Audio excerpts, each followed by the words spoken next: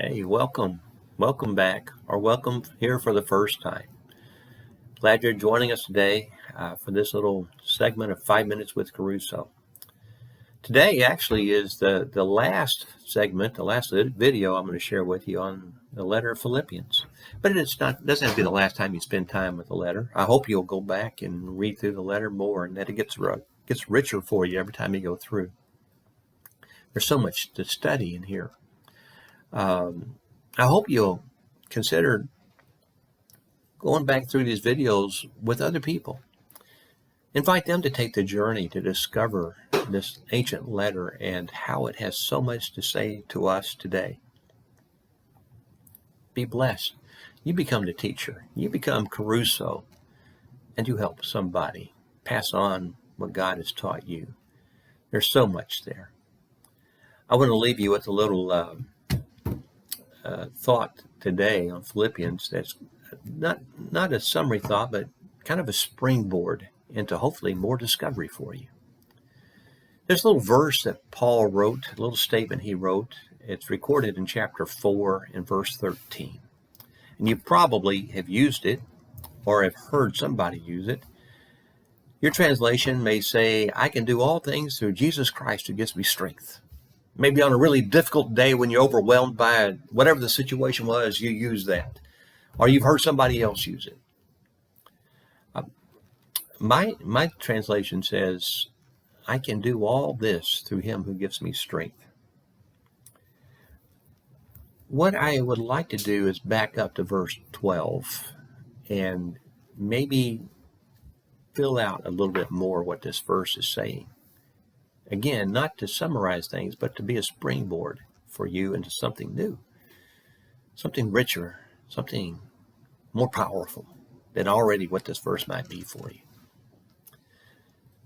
In verse 12, Paul had this to write.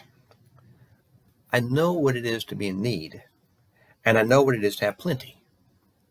I have learned the secret of being content in any and every situation, whether well-fed or hungry, whether living in plenty or in want. I can do all this through him who gives me strength. Now, in verse 12, there's kind of like a bookend thought. Paul's talking about, I know what it's like to live with very little or nothing. I know what it's like to live with a lot. It's on the front end of that verse, it's on the back end of the verse. And in the middle of it, he writes, I have learned the secret of being content in whatever the situation is.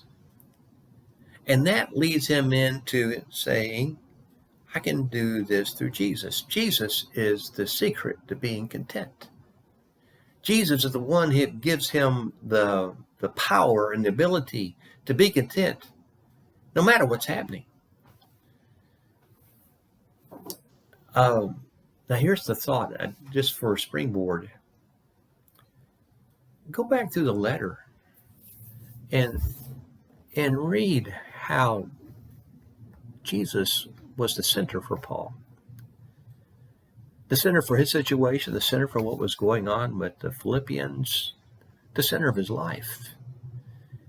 This wasn't just a statement that Paul was throwing out just because he needed this to buck up and encourage himself. It meant a lot to him. He worked to get to that. That secret was not just given to him. It was hard fought for. And so when he can say the secret for living with contentment for him is Jesus, there's a lot behind that statement to enable him to be able to say it. So go back to Philippians and see if you can find out more about what enabled Paul to be able to write that. So maybe someday down the road, near or far, this becomes an even more powerful part of this letter for you. So that's what I want to share with you on Philippians. And I've really enjoyed this journey through this book. I hope that you will, again, be blessed by it. I hope you've been given some tools so that you can study this more on your own. Go back through the videos on your own. Take some other people with you through it. Become KeRusso yourself and share this letter with other folks. enjoy the journey that you take with other people, people that you know or people that you're just getting to know. Now, where do we go from here?